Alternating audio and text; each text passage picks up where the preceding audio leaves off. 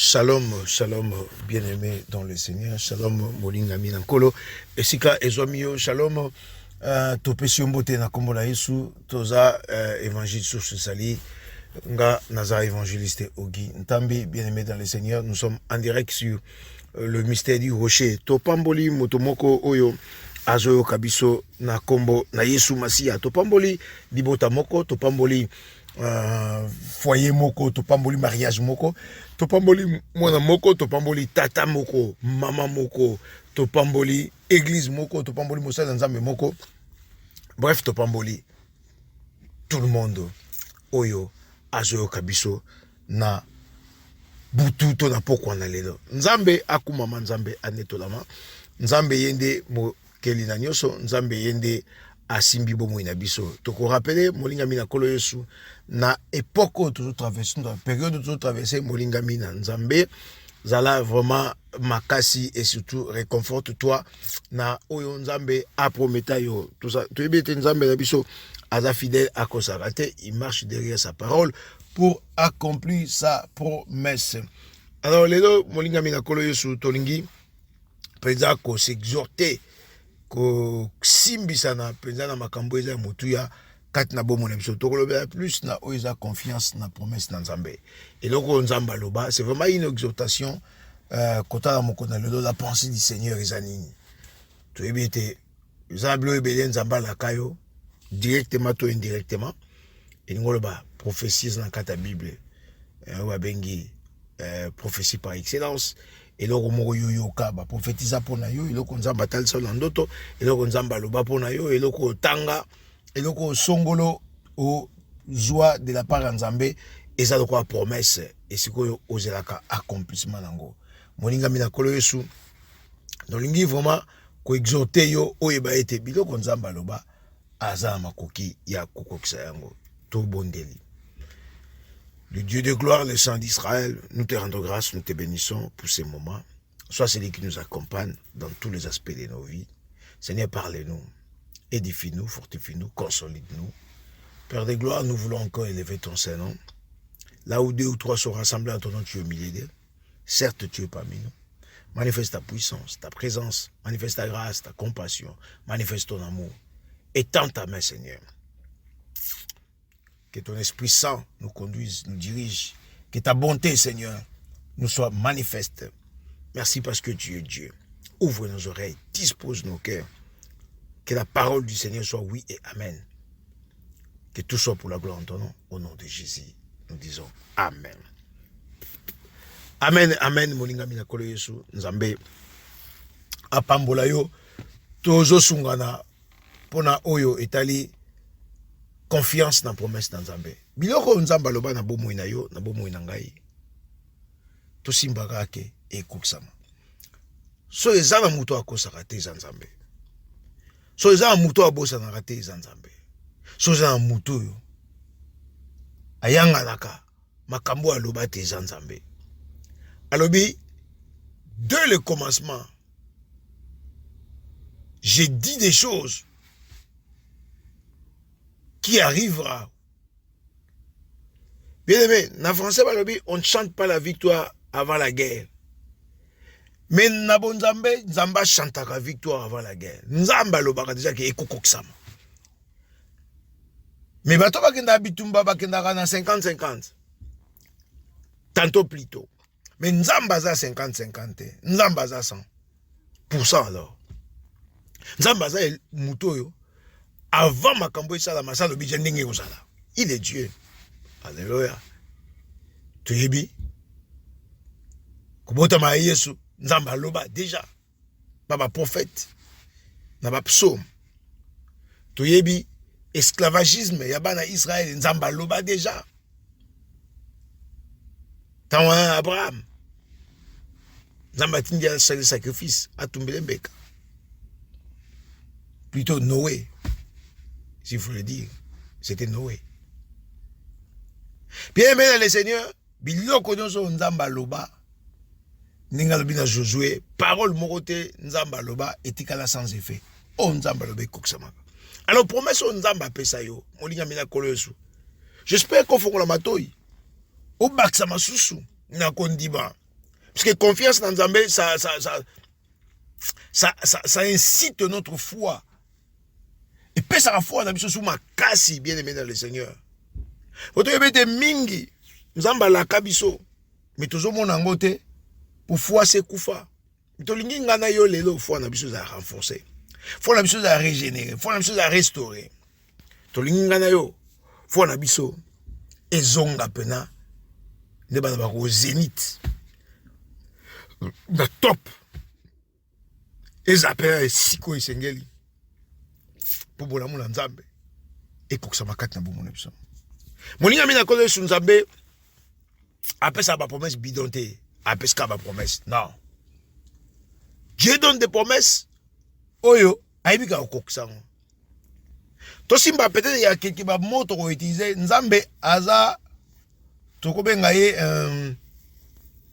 en lui-même lui suffit. Donc Nzambe aza aposa sécurité ya mutu. Todo sungana pour nous donner confiance ba promesse de Nzambe. Na lingi bien aimé dans le Seigneur au comprendre que Nzambe poko kusali kambuna yo aza aposa ya mutu ta sungaye. Nzambe ba sunga kaete. Médecin pour sa opération, ba on a équipe à médecin.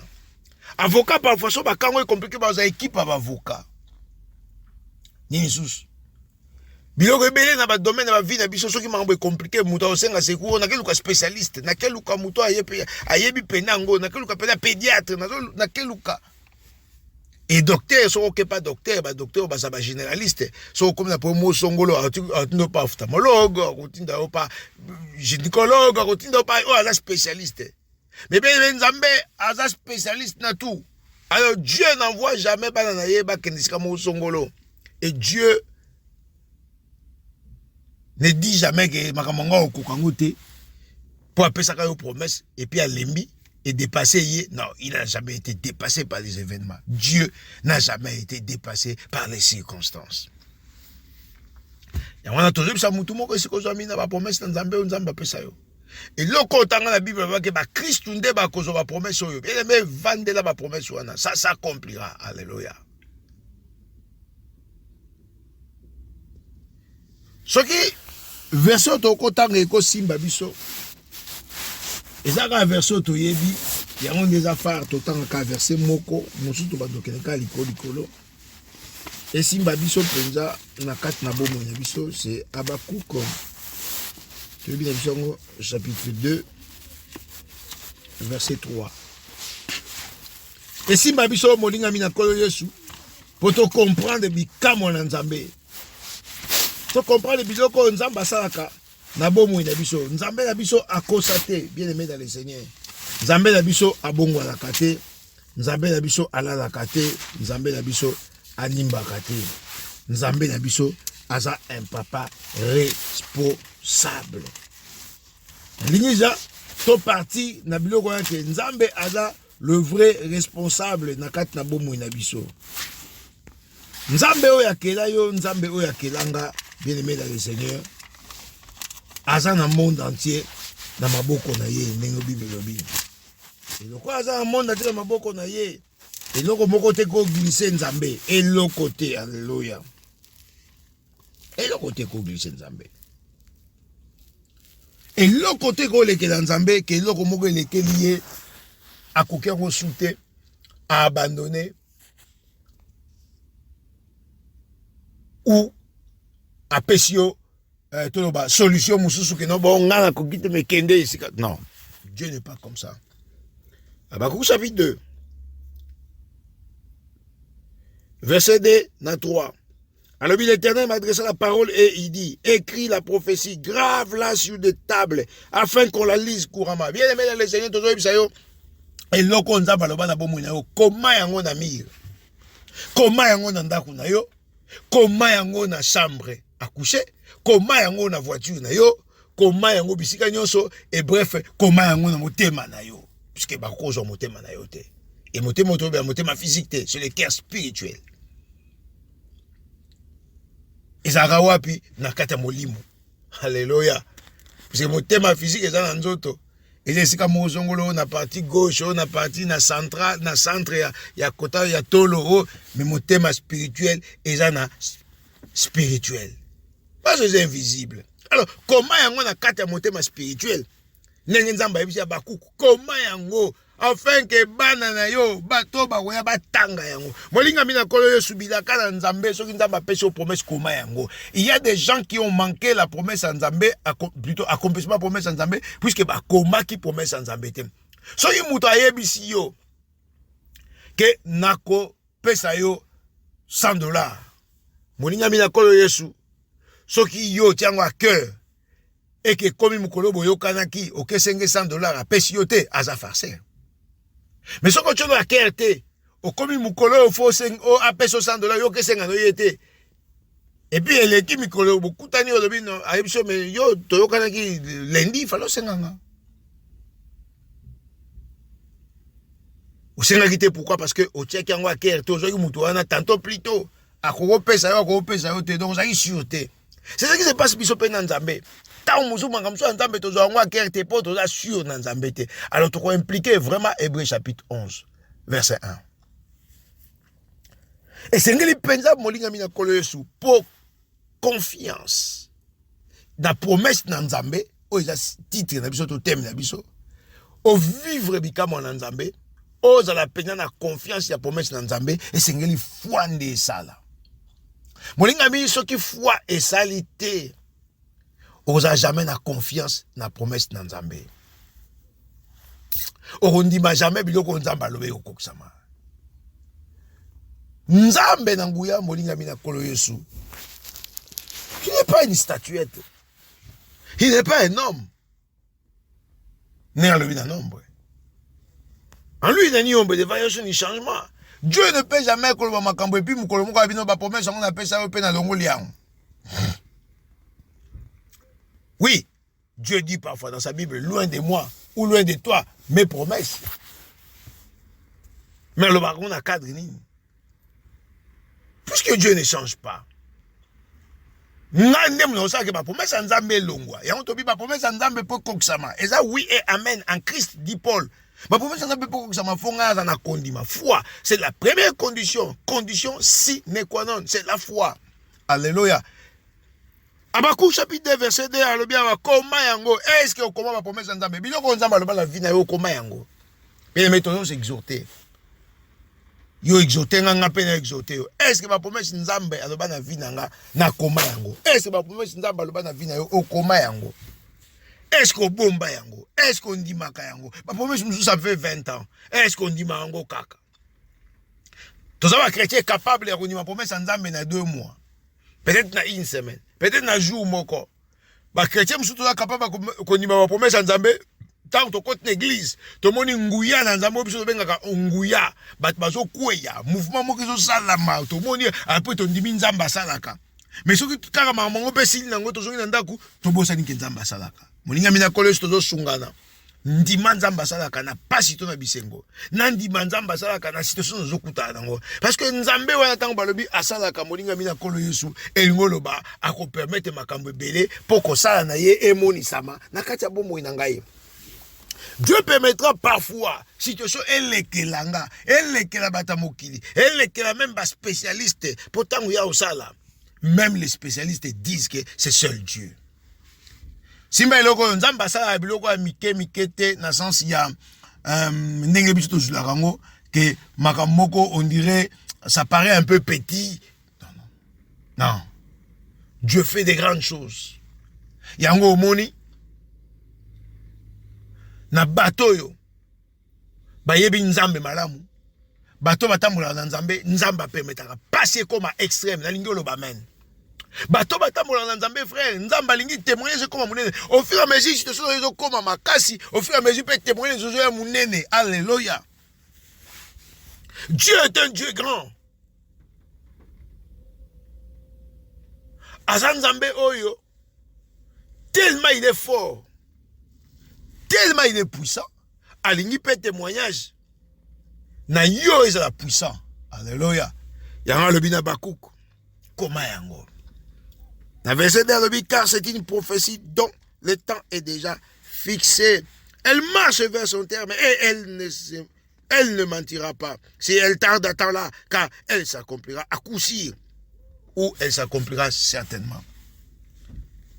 alobi nini awa alobi makambo onga na loba tanango se katama na loba okobota ese deja sobota na loba okobala ese obala na loba okobonga ese obonga na loba okoyebanga ese oyeba nzambe. Tout ce que Dieu a dit, il a fixé les temps. Nzamba za malamu, alléluia. Bien aimé dans le Seigneur, ce qui Pierre alobi un jour pas nzambe mille ans un jour, c'est pour dire que Dieu a simplifié les choses. Tout ce que Dieu a dit, même le cas des années, pas nzambe c'est koksama déjà. Alléluia. Vous savez le cas de Daniel, quand Daniel a prié, Dieu a dit. Tant Michel n'avait pas donné l'ange. Alors, dès les premiers jours, alléluia, au kotaka, au zora makanza, au kota mabonde, il a fait sa réponse. Molinga mina kolo yesu, nzamba zanzambe. Yama ebisi ya bakuke, échéance ya promesse nangai, alléluia. Tango ya promesse nangai, si na bongisa ngose kokisama. Alors, car c'est une prophétie dont le temps est déjà fixé. Et l'ingolo batangu ya lobi ke makambo eko salama ça fixé tanango eko salama le reste est ka désert. Alléluia. Le reste est la situation mo songolo oyo ngana zo leka oyo ngana comprendre que non nzambe azana contrôle ya bomo inangai bien mais nzambe azana contrôle ya vina yo. Il a le monde entier entre ses saintes mains et personne a kokobotola ou nzamba bongisa compromise ya vina yo. Le temps est déjà fixé. Mais il y a un problème, elle marche vers son terme et elle ne mentira pas. Il n'y a pas de mensonge dans le promesse d'Nzambe. Frère, Nzamba, ça la publicité bidonté. Dieu n'est pas un agent, il y a marketing. Dans le domaine Moroboui, je ne sais plus. Nzamba, agent marketing. Marketing, bien aimé dans les CD, dans le Mokili. Comment dirais-je, des choses. Oye nenge bazo présenter ngoté marketing eza commenter tout le monde ba teka bazo sa publicité na TV publicité call ba te call e kangi mutu na plafond quel call e ko kanga mutu atkanga na plafond call ngo ya ndenge nini marketing au monde ba tie couleur moko soko sali boye zongi boye marketing c'est ça publicité boya ko somba boya bomona ndenge mambo ezali nzamba za makambo ate Dieu ne fait jamais pas marketing bidon non. Et puis, nous avons pour ça marketing. Nous avons pour ça salaka makambo. Nous avons dit la chose s'accomplit. Molinga mina ko je te comprendre que Nzambe otobonde la ka azana bomoy. Nzambe otobonde la ka kufate. Yango lobi promesse ango eko sakate. Est-ce que vous dit que promesse Nzamba pesa eko sakate? Thème la biso lelo exhortation toujours en direct ya mystère du rocher dans un évangéliste Ogi, il y a évangile source du sali. Moninga mina ko je thème la biso ya li confiance na promesse ya Nzambe. Confiance na promesse ya Nzambe. Ndenge ni nasa Nzambe confiance. Un chrétien doué, mature, un chrétien chevronné, akomaka na niveau yako ken na confiance aveugle. Tu peux exemple. Biso je crois toujours moins chance à remonter avion. Bah on va mater avion, ça pose pas problème. Mais tu matas quand même à ta bus. Mais tu ken avion puisqu'ils sont extrême par rapport à bus, ils ont un moins niveau msusu. Dans le sens que et ken na likolo et mon na rande des ambakamba, il y a on dirait on est exposé à un risque. Bon. Malgré que les spécialistes c'est que les moyens de transport les plus sûrs plutôt, les avions. Mais, tout le monde on dirait, dans les vides, on dirait que le risque est trop par rapport à bus. Mais tant que tu as un avion, tu as un avion, tu as un avion, tu as un avion, tu as un avion, et pilote bloqué, on a été pilote, on a couché moulaï, moi si mon nez, nous autres miqué, à mon collant, bon, qui peut couper, tu as pilote, ma pessie de nos serrés, vos ceintures, papa. Littérature. Et puis pilote a bébi dans la destination. Et là on découvre qu'on a bien matage société avion moko boye. Tant ba kitata les pilotes on a bien pilote on a nzoto miké à mon la guié na forme na mito est-ce que tato moi j'ai no pena muta même avion pena. Mais tout ça on a confiance na bango. Tout ça on a confiance na bango. Tu mataka avion to lali.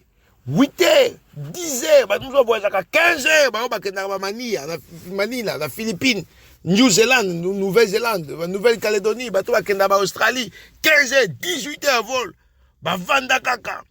Confiance na pilote. Bazomba quoi atterrir, quoi monter. Confiance na pilote. Décollage, atterrissage, turbulence, tout confiance na pilote. Bien aimé dans le Seigneur. Confiance dans le pilote. Tu es incapable parfois, confiance nanu ya pilote. Tu as confiance en Nzambe, mais confiance nanu ya pilote. Tu es incapable de confiance en Nzambe. Pourquoi? La réponse est simple. Pour tout le monde en Nzambe. La réponse est simple. Première réponse. Pour tout le monde en Nzambe. Deuxième réponse. Pour Satan à convaincre Bisso qu'on dirait Makambongo et sa clarté. Troisième réponse. Pour nous soumis et dominer la vie de Bisso.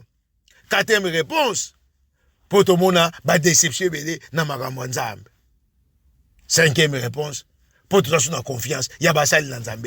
Il y a plusieurs réponses pour qu'on peut ça. On a la raison, on peut ça par réponse nous tout. Mais qu'est-ce que dit la Bible? Quand Dieu maintenant veut parler à son serviteur, à son enfant bien-aimé, au commis particulier. Nzamba za pose bato baza particulier. Dieu ne travaille pas avec tout le monde. Simba. Nzamba travaille na bato nyoste. Dieu travaille avec les particuliers. Nzamba zora mutu na foule. Alléluia. Toye ko la mutu mo nzamba zora na foule, c'est Abraham. Yango ndepeye ko simisa biso awa. Abakouk c'est verset na biso phare. Mais lisolo to robeta to tanga na biso te mais to robeta lisolo ya mutu nzamba zora na foule. Azalaka na mboka na Kalde na u ya Kalde na mboka binzambi nzambi mais nzamba juye moninga mina koleso nzambe alinyoza la particulier tango koza la particulier tango ndeko tambola na nzambe. Alléluia. Tozaka na bakuku alors bien okosa te si elle tarde attends là car elle s'accomplira certainement. Alléluia. Ou vraiment ou à coup sûr, ça dépend de ma version. Bien aimé dans le Seigneur, alors bi promesse nanga onga na lakayo yo mona nangai e koko kisama à coup sûr. Atezo umela zela yango ekoko kisama bilaka nzambe ekoko kisama biloko nzamba loba molinga mina koleso ekoko kisama tozo encourager yo tozo pesa sou makasi tozo pesa sou mpiko koyebisa yo te biloko nzamba loba na vie na yo ekoko kisama eloko moko te nzamba loba bien aimé okokende na sena mabele na nyongo ya nzambe jamais. Pardon, okokela mabele nzamba atikali na nyongo na yo jamais. Nzambe atikaka na nyongo ya mutu te tolobi nzamba zaka redevable te atikala na nyongo mutu mutu biso te bato za redevable envers le Seigneur, mais le Seigneur n'est pas redevable avec nous te asa futa je kulusu afuta pris déjà ça kokisa makamnyos tout oye tikali bien mais comme par na yo na par na ngai, c'est ça le problème. Mais qu'est-ce qui arrive mon linga mina kololesu biloko yo kokisama te tozo incriminer nzambe tozo kotsa sata batu na makambu tozo incriminer basali na nzambe tozo. Mais est-ce que biso tozo sala oza part na biso? Quand Dieu te dit que dans l'ingéna salo particulier na lingo ndimelanga na lingo za na confiance nanga na lingo talela kanga na lingo landa kanga na lingo yebaka ke na sala bomoi na lingi kaka yo kumisa kanga na lingi kaka yo compare ke na za papa na lingi kaka yo sosoite na sala kanzambe na lingi kaka yo yeba bolinga mina kolo yesu assurance oyo to tara pa ba pilote pa ba chauffeur a bisi pa so ba nani ba médecin ta ba so opération ba peso anesthésie lali on a la confiance pour la muki ba la musi opération le kaki ndenge ni cette confiance là bien aimé to banda nanu kaka na confiance on ya bata muki to banda kolongolango. Tu as dit que tu as confiance dans le sens où non. Mais tu as confiance où tu as pas nzambe. Tu as dit que nzambe bon, tu as confiance. Oh, tu peux savoir pilote, tu peux savoir yo. Oh, tu peux savoir médecin, tu peux savoir yo. Oh, tu peux savoir avocat je défend yo, van no kuno ba que no kana yo ko prison, mais avocat défend yo, o ebi que no avocat wana pena rolonga po ba avocat ba ben kaye mais c'est X, mais c'est Y ba pese ba combo puisque yé azor ba quittement. Mais pas avocat on dimi, nandimi, mais pas nzambe. Nazo ndimate. Pour nani. Bien aimé, na travailler foi na. Moninga mina ko shi au travailler foi na yo. Et si que zo ami yo, et si ka na zo ami, na travailler kondima na ngai. Confiance na nga ekola, confiance na nga ekola, confiance na nga ekola. Tozo le bela pena confiance na nga bien aimé ekola. Confiance na nga emata. Confiance na nga confiance na maloba na nzambe bien-aimé koba makambo nzamba loba na likia ete ekokokisama na ndima bien-aimé ekokokisama nzamba za nzambe nzamba kosaka te nzambe abongwani te nzamba lalaka te animbaka te eloko ekolekila nzambe eza te circonstance temps nyonso amaîtriza yango bien-aimé dans le Seigneur tolingi koyebisa yo amaîtriza yango yango wana tokotanga moninga mina kole suku tokotanga te me tokotanga lisolo ya ndeko tolobi nzambe azwaka bato na foule asali au particulier makambo so kokisama te po nzambe azozwa na foule mais ozozonga ka na foule alléluia nzambe azozongolo correctionner ka lokola bato ya te yo zozonga ka na raisonnement bato ya nzambe azozakisa ke no kokanisaka lokola bato ya te yo zokanisaka nzambe alingaka soki no yo kanisaka particulier alléluia nzambe alingaka soki no yo sikoyo na niveau na yebeli yo fo okanisaka boye otambolaka boye ozalaka boye mais l'air nyonso bien aimé nde babaka chasser le naturel il revient au galop. Nenge na ngaka na mesana yango ata balobi na nga mater puisque ce qui tue nous chrétiens eza nini bate yo peno ndimi makambo ngo opusani pe pa na nzambe comme Pierre alobi si vous avez goûté que Dieu est bon approchez-vous de lui la pierre de l'angle alléluia. Bien mais ndimi pe la nzamba za bomoi na ndimi pe la nzamba salaka. Mais face à l'ikaboka mouke, doute kotingai. Na bo sa nanga nzamba za bumu. Na bo sa nzamba salaka. Na bani su ko doute nzamba ngo. Na bani su ko yima. Na bani su ko nima. Ce qui nzamba ngo bo asa na likambo. Bien aimé, c'est toujours comme ça. C'est le jeu du chat et de la souris. Nzamba délivré yo. Après vani promo sous songolo. Obe nzamba nga zate songa zali pe a délivrer nga sous. Mais tant qu'on délivre ko wanga ne kaka. Alors Dieu ne fait jamais ce jeu là. Nzamba muta ba jewa la te yango mona ka blo mususu mutu abando ta mona nzambe mais atambola suna nzambe te atika nzambe po ba critère nzamba zo senga mutu atambola na ye mutu azala nango po atambola na ye yaza nango te nga aza nango te nzamba pambola yo moninga mina kolo yesu puisque zo comprendre ce que Dieu peut faire na katabo moya yo to ça en direct ya Mystère du Rocher chaîne oyo eza na YouTube na Facebook pona mabondeli pona mateya pona enseignement bref pona makambo nzambe nzamba pambola visionnaire ya chaîne oyo nzamba pambola basali na nzambe obalekaka nzamba pambola bana nzambe oyo bayokaka abonnez-vous et surtout likez ba prédication na biso ba exhortation na biso ba séance na biso ba prière et encourager les hommes de Dieu et surtout propager cette bonne nouvelle, partager pour te bande comme sous bayoka quand même maloba o eza malamu isote yama na nzela ya Mystère du Rocher nzambe aza na yo bolamu na nzambe emo na yo nzambe na nguya aza. Alléluia alléluia. Balinga mina kolo Yesu ndenge tolobaki juste tokotanga teme tokozwa personnage moko oyo photo yekola na mokolo na lelo pona sujet na biso ya promesse na nzambe oyo tozolobela bien aimé dans le Seigneur nakanisa ekozala ya motuya na kati na bomo na biso to comprendre ete nzambe asolaka na foule ya bato te mais azwaka bato na kati ya foule là où peut-être les choses eza compliqué, les choses ne marchent pas, mais nous allons retirer mutu moko asali na ye alliance ou asali na ye promesse. Toza en direct ya Mystère du Rocher, moninga mina kolo Yesu, esengeli sosola, tozo bela confiance pona promesse ya Nzambe. Nzamba asali promesse, est-ce que nous avons confiance? Est-ce que nous avons likia? Dans Genèse, déjà à partir du chapitre 13, toujours plus en verset 14, il y a promesse de l'Éternel à Abraham. Nzambe a sali Abraham promesse. Abraham oyo aza koko ya biso batoto yambi kolo Yesu. Koko na biso na kondima. Nzambe a sali promesse. Alobi na ye okozala na descendance ebele lokola minzoto na likolo. Lokola sable na mer. Balinga mina kolo Yesu. Abraham oyo Nzambe abimisi na mboka tata na ye ya binzambi. yeme nzambe apesi promesse. Yango tozobela mutu moko biloko nzambe alobi. Tozaki na Habakkuk chapitre 2 verset 2 3. Message de phare tout tiré en wana. Ata e oumeli, lokola temps est déjà fixé et au koksa. Nabomo Abraham, moninga mina kolo yesu, le temps a été fixé. Nzamba ebaike après autant d'années. Parce que Habakkuk nous a précisé bien, le temps est fixé. Même si elle tarde, elle s'accomplira certainement. Elle ne mentira pas. Moninga mina kolo yesu, promesse na Nzambe kosakate. Nzambe a dit Abraham, biloko au fois mona na sima, biloko au fois vivre. Mais il y avait le temps où il est kaki ndeng tout le bas, promesse na Nzambe, ils ont conditionné ming na temps et désert. Dieu parfois promet, il réalise, mais pas toutefois. Et mingi souvent, Nzambe a promettre, mais il y a un désert. Désert, c'est pour te former.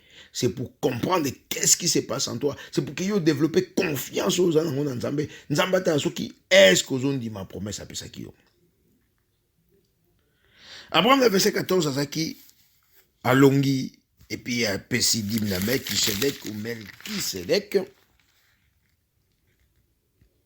Dans le verset 15, bien aimé dans le Seigneur, Nzamba promettait Mboka Kana, et puis a promettait prospérité. Makambo bandi place wana. Et c'est qu'Abraham, azomo na biloko Nzambe, a prometté qui est. Mazo vivre biloko mususu. Ezalité à ce qui est commandement. Ce qu'Abraham, sur 100, na foi, tu le roi qui 1 ou 2, bon biso. Bien aimé dans les Seigneurs, makambo sur le commandement, pour être à biso, te kangama na Nzambe. Abraham a saki le commandement d'abord, puisque, aye bouti na mboka moka ebi Nzambe te, azo ka mongongo, azo ka Nzambe, mais atosi quand même atiki ba patrie na ye, nation na ye, ndaku na ye, akeye sika oyo Nzambe meme destination inconnue. Mais comme il attend oyo promesse Nzambe ya mwana, Abraham azo vivre makambo susu. Ya ngwe komami po ete yanga na yo. Abraham aye ko céder, Agar aye ko intervenir. Et toyebi Ismaël aye obotama. Ezalité yanga na yo. Pour te comprendre, face à ma promesse dans Nzambe, ko CDT, na CDT, au CDT. Nous ne condamnons pas Abraham, mais situation Abraham a vécu qui, puis peut te vivre en biso au moins tous ans expérience. Il y a bateau ba vivre. Nous avons une nuée de témoins. Hébreu chapitre 12, je crois, verset 1.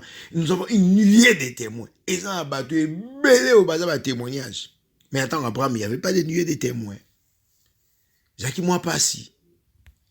Donc, ce qui a ça coûte fort, il y a qu'on dit maman comme Nzambe, il est à féliciter. Biso bien aimé dans le Seigneur.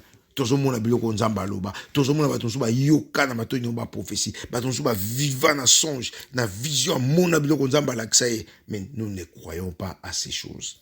Les autres obéations. Confiance. Na promesse Nzambe. Est-ce que vous avez confiance dans la promesse de Nzamba Salayo? Nzamba Salayo promesse il y a 20 ans. Est-ce que vous avez confiance? Dans ce cas, tout mon corps. Ma sabi nos promesses et que bobo ta bozo botate. Tu as confiance dans Nzambe.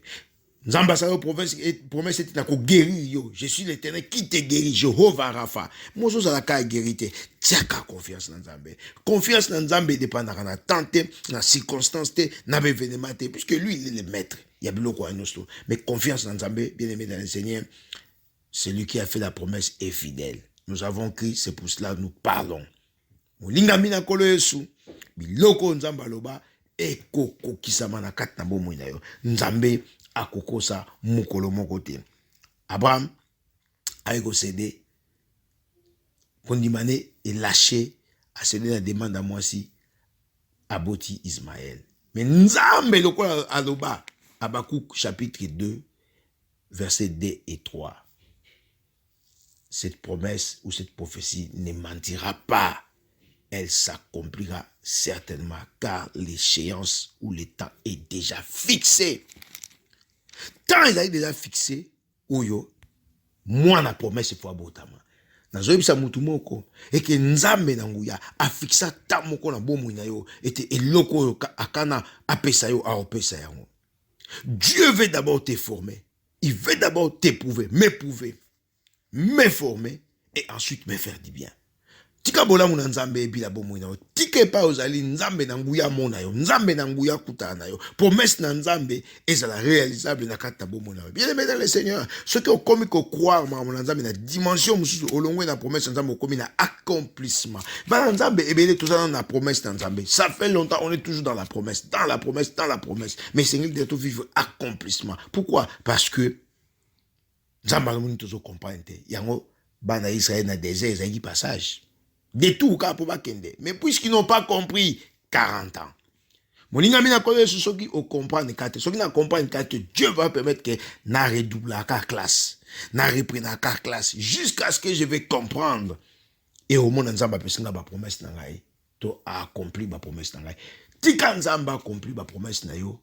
Ba promesse o apesa yo na délai o ya bongisa. Parce que Dieu peut dire promesse na yo kokisama na 5 ans.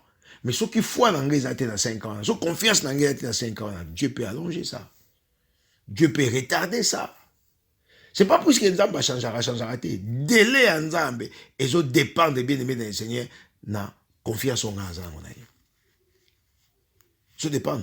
Parce que Dieu, avant ça la promesse, il me connaît.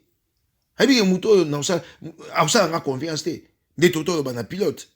Pilote avion, bien aimé dans les Seigneurs, tout ça, a confiance. Mais si tu as confiance, tout ça, pilote, tout ça, ensemble. Kaka confiance à pilote.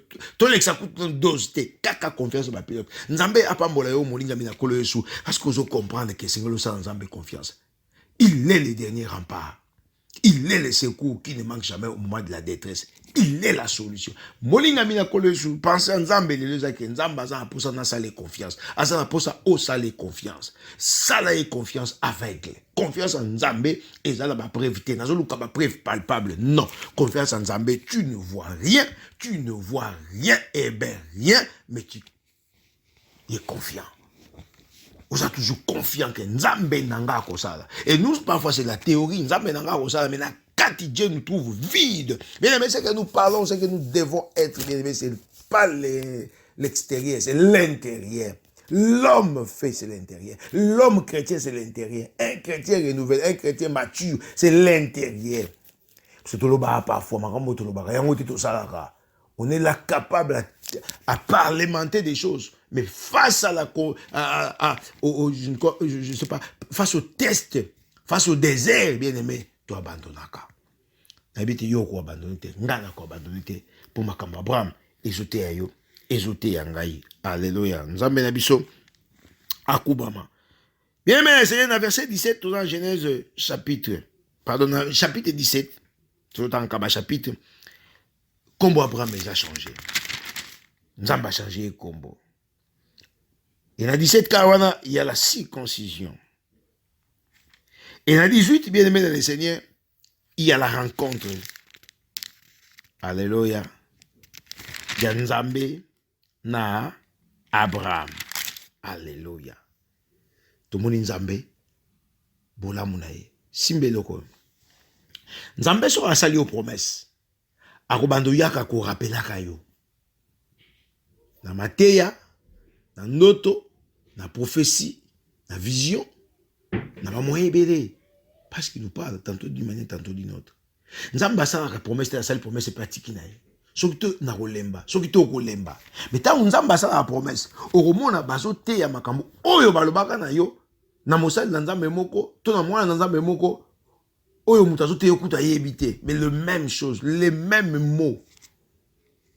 Nzamba sa la promesse oromona prophétie moko kiti na muto a prophétisa pour na yo peut-être il y a 2 ans, 3 ans, 20 ans, namboka moko quelconque, mokomi namboka mususu, même prophétie kangama na Nzambe na osala na yebisaka yo. Dieu il est comme ça. Bola mo Nzambe ya mwana. Po Nzambe yebito za batu. Yango chaque fois je na Abraham kokuta na ye ko bise kangama na zana yo kangama. Et ici avec 3 personnes l'ange de l'Éternel oiseau représenté Nzambe ba yokuta na Abraham to yebili solo. Et à yebisi Sarah c'est qui a commis vie, a commis, pardon, Sarah abîmé, ngai vieille mobile nanga vie ça ça ironie mais nzamba ebisi pourquoi se kawangani nzamba bi OK na même période na ozonga Sarah ozana zemi arbota mwana tu bi ba événement c'est le cas qui quand Dieu parle d'un héritier Abraham a pensé à Ismaël nzamba bi té l'enfant qui viendra de tes entrailles Ismaël té alléluia et tu as vu séquence à Sodome et Gomorrhe. Abraham a intercédé pour la Sodome et Gomorrhe puisque son frère était là. Il a intercédé, destruction à Sodome et Gomorrhe, on a 19. Et puis, alléluia. Tu as vu ce qui s'est passé. Tu sauté maman au verset 21, naissance à Isaac. 25 ans. 75 ans. Abouti dans 100 ans. Abraham. Sarah fatiguée, 99 ans. Abouti. Alléluia. C'est juste la vieillesse. Il y a Sarah. La vieillesse. Il y a Abraham. Alléluia. Chapitre 21, verset 5. Abraham était âgé de 100 ans à la naissance d'Isaac, son fils. Et Sarah dit, Dieu m'a fait un sujet de rire. Quiconque l'apprendra rira de moi. Elle ajouta, qui aurait dit à Abraham, Sarah allaitera des enfants. Cependant, je lui ai enfanté un fils dans sa vieillesse. Alléluia. Alléluia. Nzambe aza malamu. Bien-aimé dans le Seigneur, ba promesse mususu kozwa yango.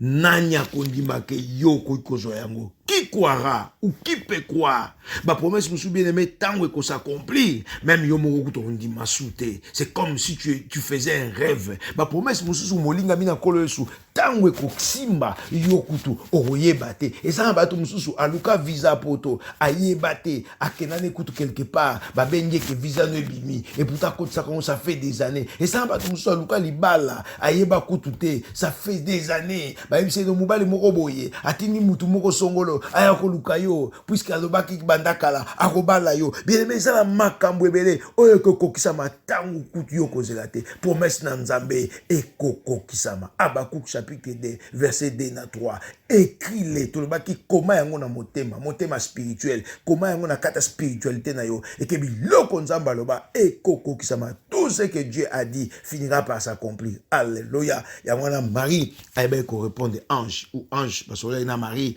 alobe sengo na mwasi oyo akondima. Luc chapitre 1 verset 44 si je ne me trompe pas alobaki 44 45 et sengo na mwasi oyo akondima bilaka na Nzambe oyo Nzambe aloba na ye eko finir par ko s'accomplir. Alléluia. Bien-aimé dans le Seigneur, eza malamu kondima biloko oyo Nzambe alobaka na biso eko finir par s'accomplir. Biloko oyo Nzambe aloba molingami na kolo yesu eko sila na kokokisama. Nzambe akosaka te. Nzambe akosaka te. To répéter encore.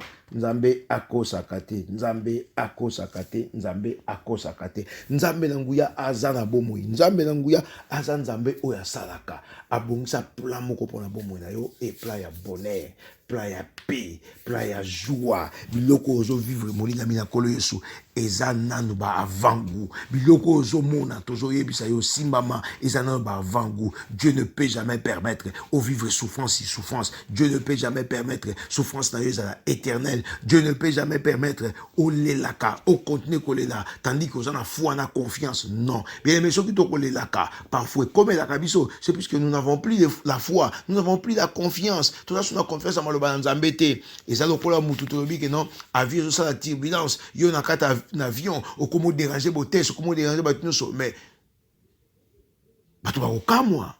Mais qu'est-ce qui se passe aux pilotes t'allez la pilote. C'est comme ça bien aimé na kata bomo na biso mbonge nous sokuta nango talela le conducteur. Yamana tika Saint-Esprit a conduit bon moina yo, a conduit bon moinanga. Tika Saint-Esprit a conduit ba vie na biso. Tika molimo mo santu a conduit ba pensée na biso. Bien mes pensées en Nzambe lelo alingi koloba na yo te promesse à sala yo ekoko kisama Habakkuk chapitre 2 verset 2 na 3.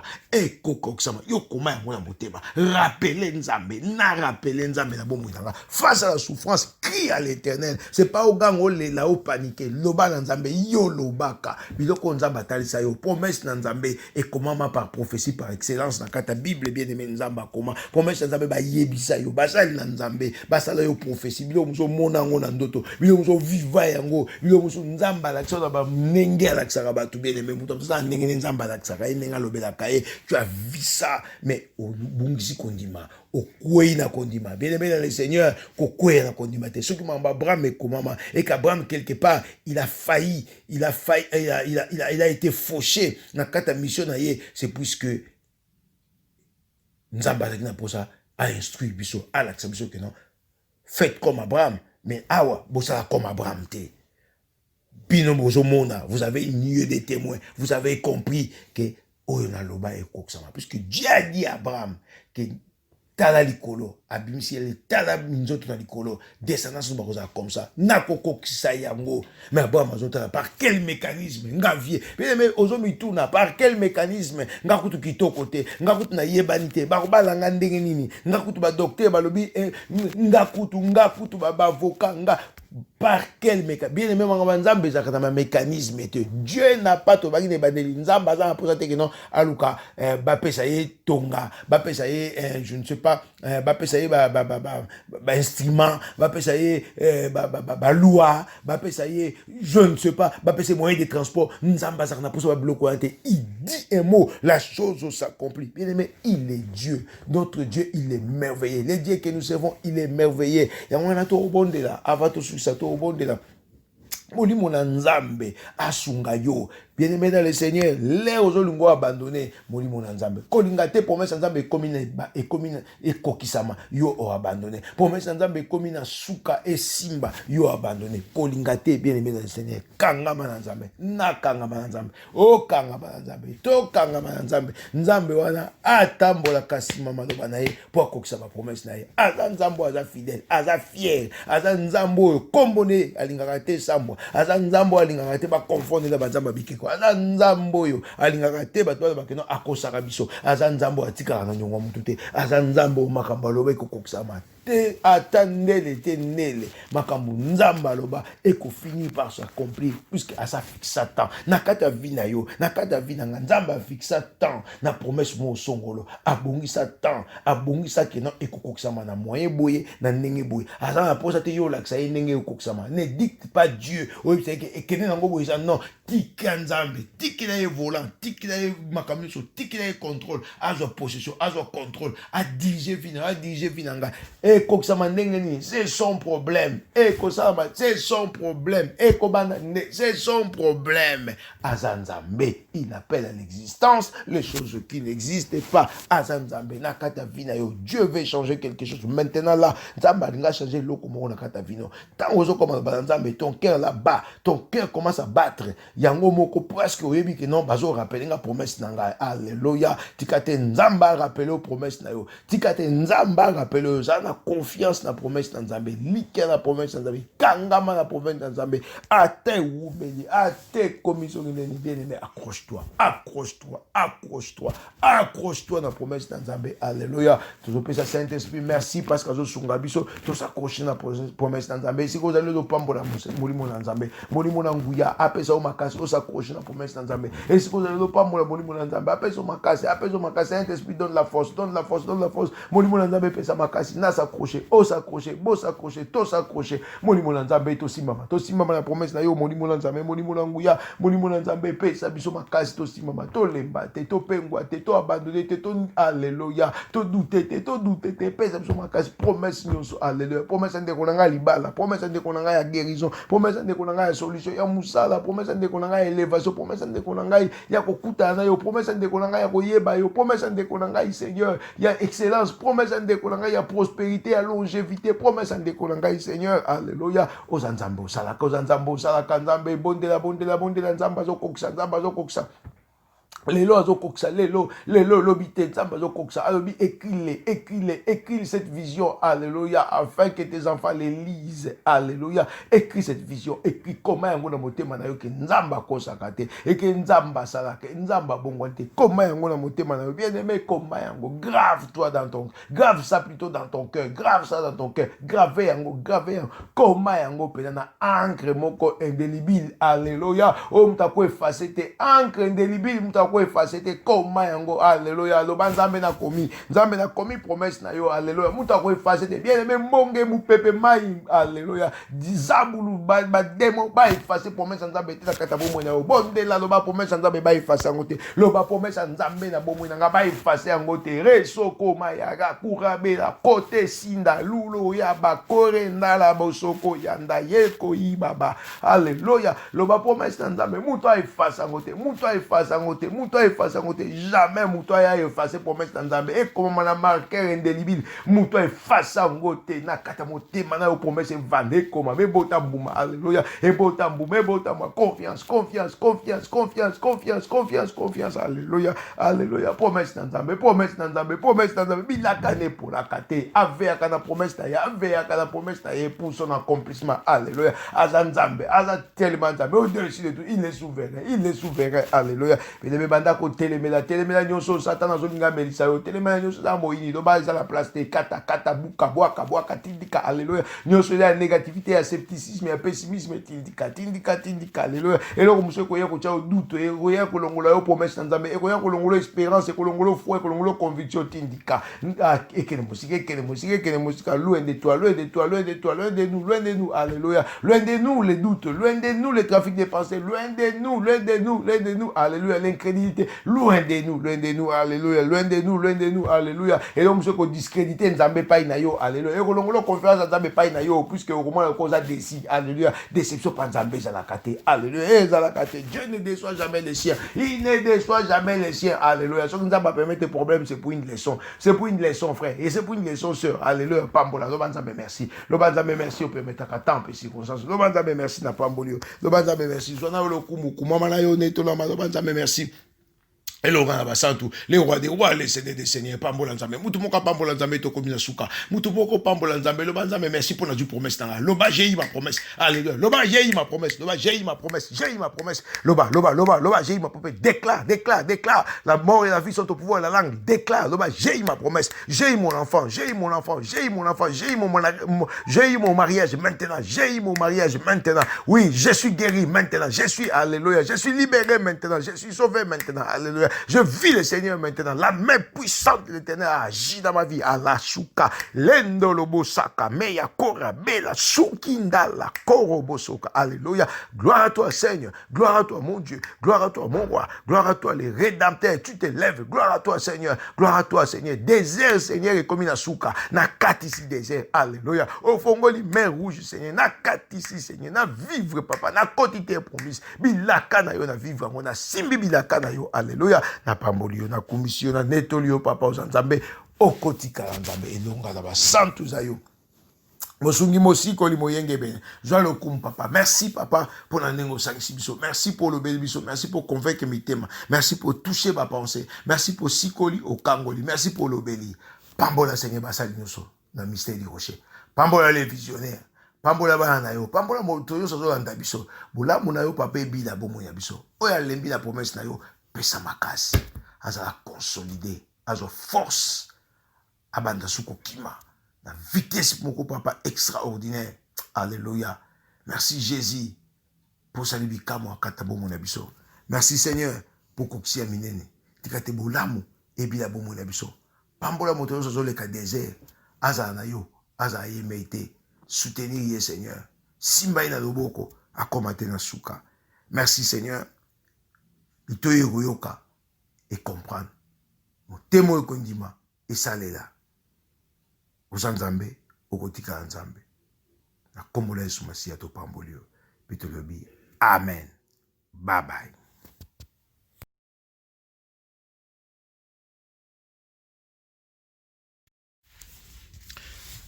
Shalom, shalom, bien-aimé dans le Seigneur. Shalom, molingami nankolo. Esika ezomio, shalom. Topesi mbote na kombo na Yesu. Toza évangile sur ce sali. Nga naza évangéliste Ogi Ntambi, bien-aimé dans le Seigneur. Nous sommes en direct sur le mystère du rocher. Topamboli motomoko oyo. Azoyo kabiso na kombo na Yesu Masia. Topamboli libota moko. Topamboli foyer moko, topamboli mariage moko, topamboli mwana moko, topamboli tata moko, mama moko, topamboli église moko, topamboli mosala nzambe moko. Bref, topamboli tout le monde oyo azoyo kabiso na butu to na poko na lelo. Nzambe akumama, nzambe anetolama, nzambe yende mo keli na nyoso, nzambe yende asimbi bomo ina biso. Toko rappele molingami na kolo Yesu na époque toujours traversé, dans la période toujours traversé molingami na nzambe zala vraiment makasi et surtout réconforte toi na oyo nzambe a prometa yo tout ça. Tu ebete nzambe na biso aza fidèle à consacré, il marche derrière sa parole pour accomplir sa promesse. Alors lelo molingami na kolo Yesu tolingi penza ko s'exhorter ko simbisana penza na makambo eza mutuya kat na bomo na biso tokoloba plus na oiza confiance na promesse na nzambe et loko nzamba loba c'est vraiment une exhortation kota na mokona lelo la pensée du Seigneur ezanini to ebete nzambe ebele nzamba la kayo directement to indirectement et ngoloba prophétie na kata Bible wa bengi prophétie par excellence. Et là, on yoka ba prophétisa pona yo, et là on zamba tal solandoto, et là on zamba loba pona yo, et là on tanga, et là on songolo au joie de la part nzambe, et ça quoi promesse, et c'est quoi ozelaka accomplissement nango. Moninga mina kolo Yesu, dans l'ingi vraiment ko exhorter yo oyeba ete biloko nzamba loba aza makoki ya kokokisa yango to bondeli. Le Dieu de gloire, le Saint d'Israël, nous te rendons grâce, nous te bénissons pour ces moments. Sois celui qui nous accompagne dans tous les aspects de nos vies. Seigneur, parlez-nous, édifie-nous, fortifie-nous, consolide-nous. Père de gloire, nous voulons encore élever ton Saint-Nom. Là où deux ou trois sont rassemblés en ton nom, tu es au milieu d'eux. Certes, tu es parmi nous. Manifeste ta puissance, ta présence, manifeste ta grâce, ta compassion, manifeste ton amour. Étends ta main, Seigneur. Que ton Esprit Saint nous conduise, nous dirige. Que ta bonté, Seigneur, nous soit manifeste. Merci parce que tu es Dieu. Ouvre nos oreilles, dispose nos cœurs. Que la parole du Seigneur soit oui et amen. Que tout soit pour la gloire de ton nom. Au nom de Jésus, nous disons amen. Amen, amen. Moninga mina kolo Yesu, nzambe. Apambola yo, tozo sungana, pona oyo etali, confiance na promesse na nzambe. Biloko nzamba loba na bomo ina yo, na bomo ina ngai. To simbaka ke ekukisama. So eza na muto akosaka te eza nzambe. So eza na muto abosana te eza nzambe. So eza na muto yo ayanga naka makambo aloba te eza nzambe. Alobi dès le commencement j'ai dit des choses qui arrivera. Bien aimé, en français, on ne chante pas la victoire avant la guerre.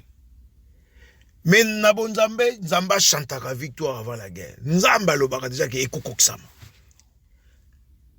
Mais bato bakenda bitumba bakenda na 50-50. Tantôt plus tôt.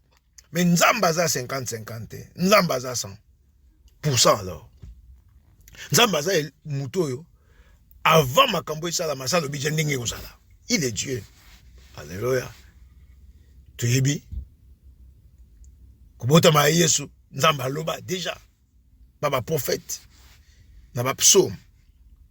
Tu yebi esclavagisme yabana Israël nzamba loba déjà. Tawana Abraham.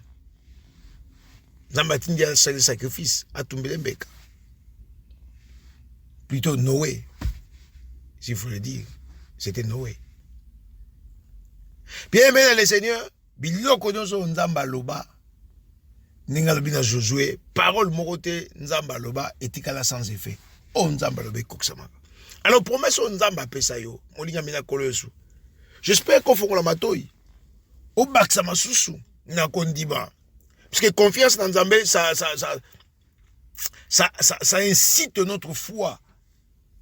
Et puis ça la foi, on a mis sous ma casse, bien aimé dans le Seigneur. Vous avez des mingi, Nzamba la kabiso, mais toujours mon angote, pour foi c'est koufa. Mais tout le monde a eu le foi, on a mis sous à renforcer. Faut la chose à régénérer, faut la chose à restaurer. To linga na yo, faut la biso ezonga pena ne ba ba ko zénith. Na top. Ezapela siko isengeli. Po bola mona Nzambe. E koksa makati na bomo na biso. Moninga mina ko sur Nzambe. Après ça ba promesse bidonté, après ça ba promesse. Non. Dieu donne des promesses. Oyo, aibika okoksango. Tosimba peut-être il y a quelqu'un qui moto ko utiliser Nzambe aza tokobenga ye en lui-même lui suffit. Donc Nzambe aza aposa sécurité ya mutu. Todo sungana pour nous confiance ba promesse Nzambe. Na lingi bien aimé dans les Seigneur au comprendre que Nzambe poko kusali kambuna yo aza aposa ya mutu ta sungaye. Nzambe ba sunga kaete. Médecin pour cette opération, bah, on a équipe à médecin. Avocat, parfois, ça, quand on est compliqué, bah, on a équipe à avocat. Ni sous. Bilo rebelle dans le domaine de la vie, dans le qui m'a compliqué, mouta au sein de secours, on a quel spécialiste, na quel cas mouta ayebi penango, na quel cas pédiatre, na quel cas. Et docteur, sont pas docteur, bah docteur, bah ça va généraliste. Sont comme la promo songolo, on pas ophtalmologue, on pas gynécologue, on pas oh, spécialiste. Mais bien Nzambe, un spécialiste na tout. Alors Dieu n'envoie jamais pas dans la ba kendisika mo songolo. Et Dieu ne dit jamais que makamanga okokangote pour appeler ça comme promesse et puis à lembi. Et dépassé, non, il n'a jamais été dépassé par les événements. Dieu n'a jamais été dépassé par les circonstances. Et on a toujours ça, tout le monde qui a promesse dans Nzambe, Nzambe a ça. Et là, quand on a la Bible, on que Christ n'a pas de promesse. Mais vendre la promesse, ça s'accomplira. Alléluia. Ce qui, verset au côté de Simba Bisso. Et ça, quand verset to yebi, il y a des affaires tout temps quand verset moko, mosu to ba dokeleka likolo.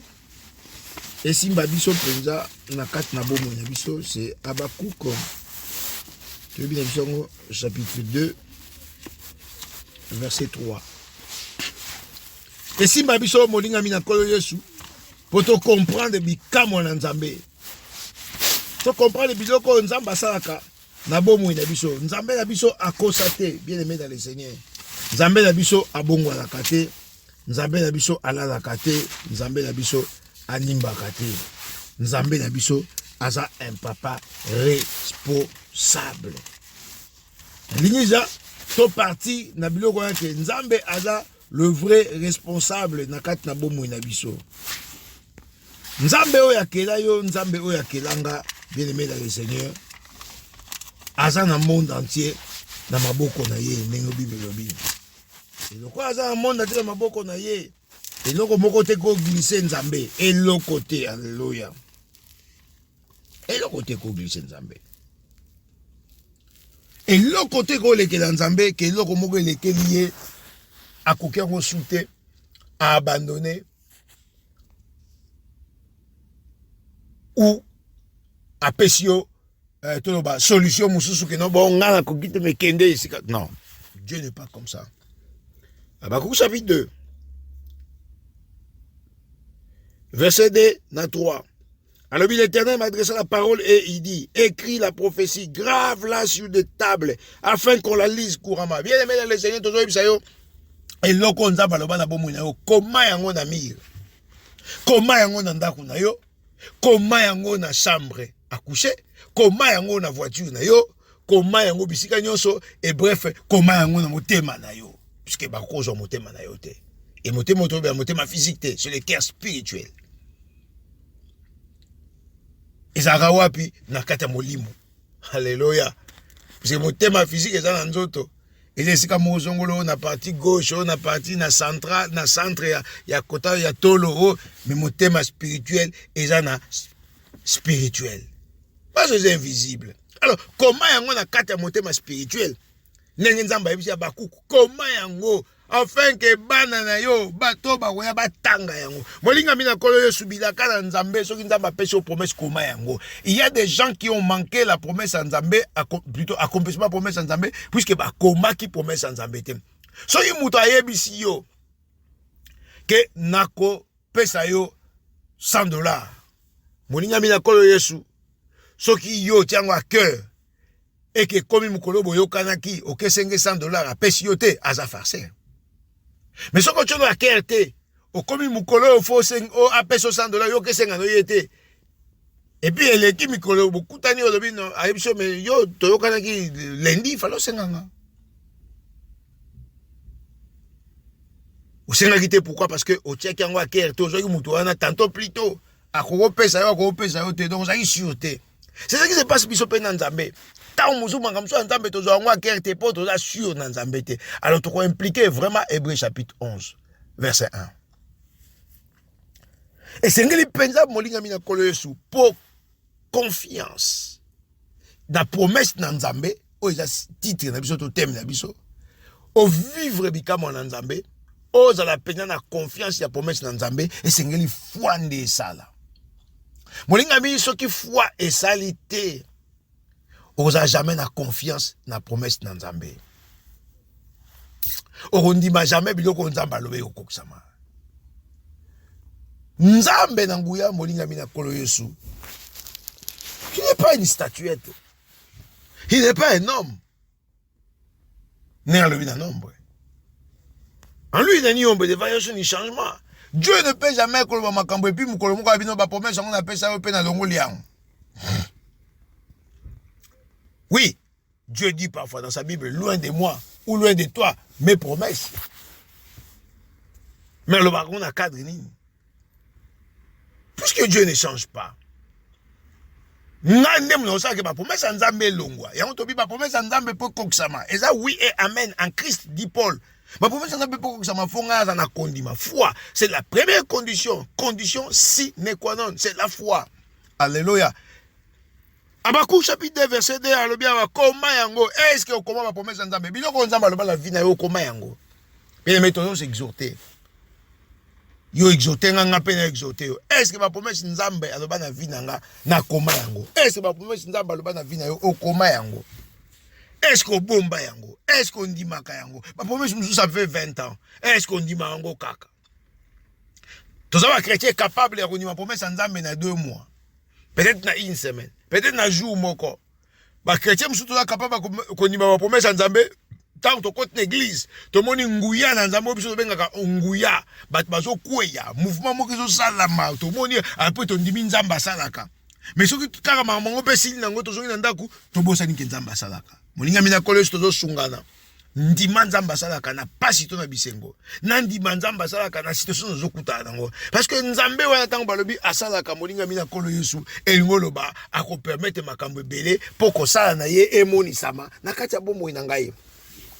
Dieu permettra parfois situation elekelanga, elekela batamokili, elekela même ba spécialiste pourtant ya osala. Même les spécialistes disent que c'est seul Dieu.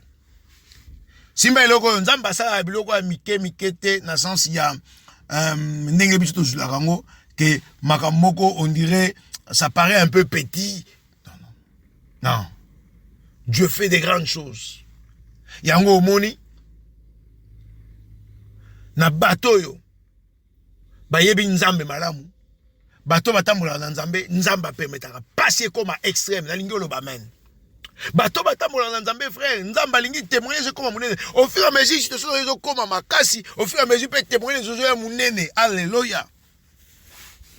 Dieu est un Dieu grand. Azan nzambe oyo tellement il est fort, tellement il est puissant, alingi peut témoignage na yo est la puissant. Alléluia.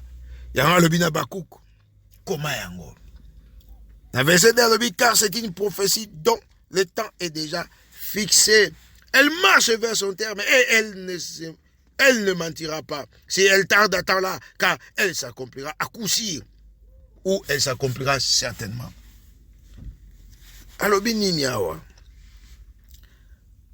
alobi makambo onga na loba tanango se katama na loba okobota ese deja sobota na loba okobala ese obala na loba okobonga ese obonga na loba okoyebanga ese oyeba nzambe. Tout ce que Dieu a dit, il a fixé les temps. Nzamba za malamu, alléluia.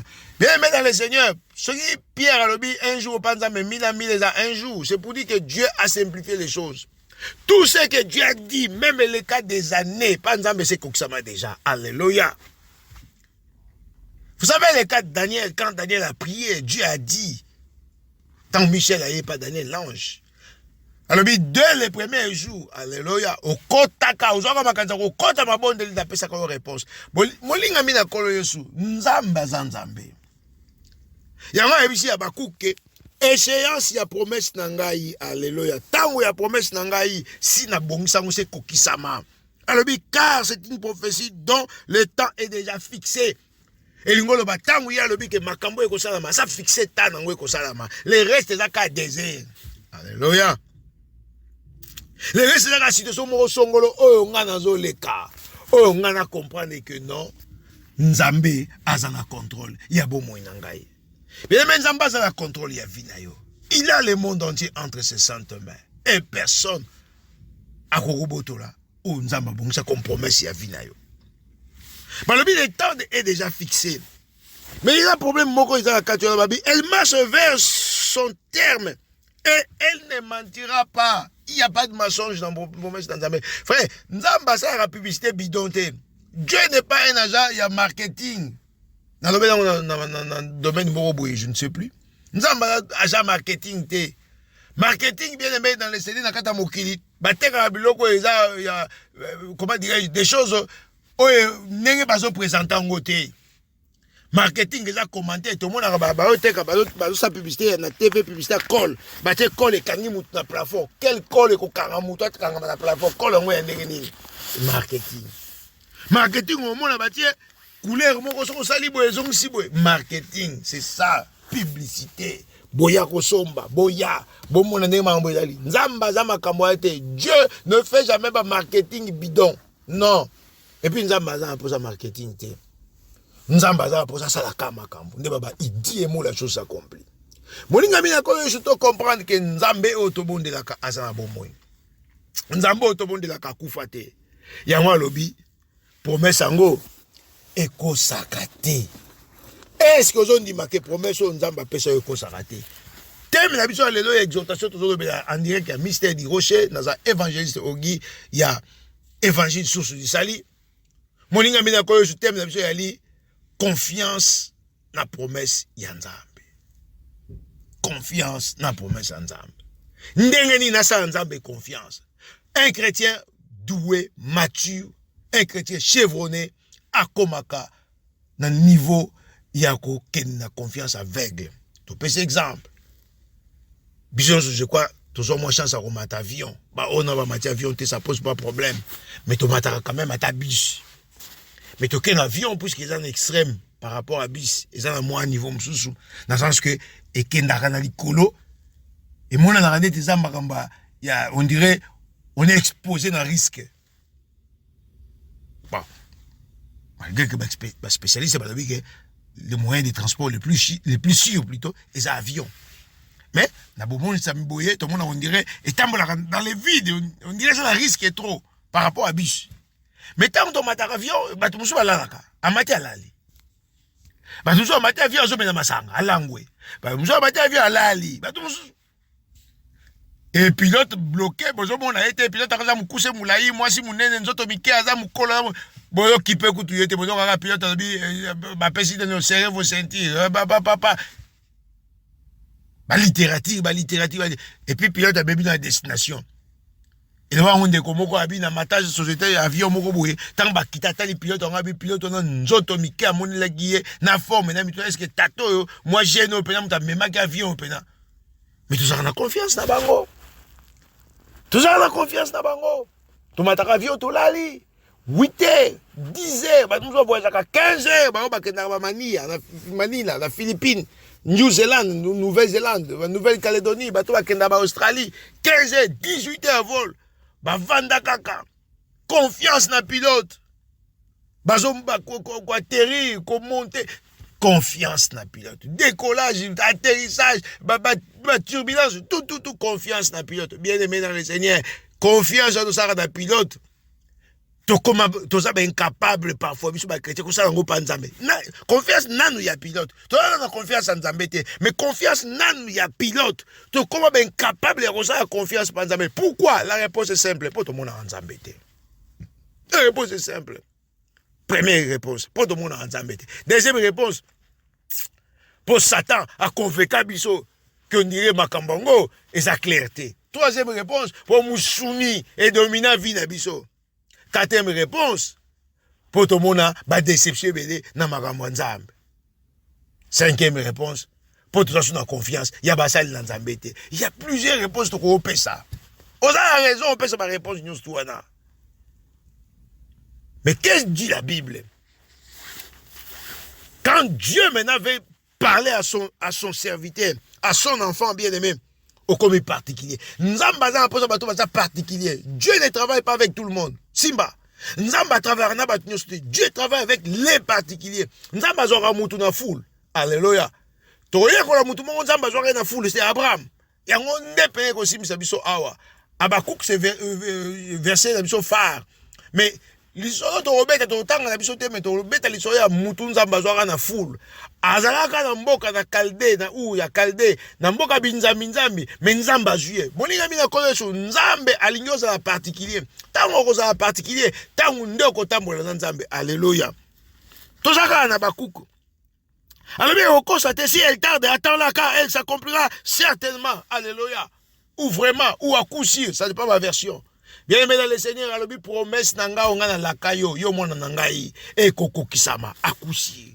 Atezo umela zela yango ekoko kisama bilaka na Nzambe ekoko kisama biloko yo Nzamba loba molinga mina koloso ekoko kisama tozo encourager yo tozo pesa sou makasi tozo pesa sou mpiko koyebisa yo te biloko Nzamba loba na vie na yo ekoko kisama eloko moko te Nzamba loba bien aimé okokende na sena mabele na nyongo ya Nzambe jamais.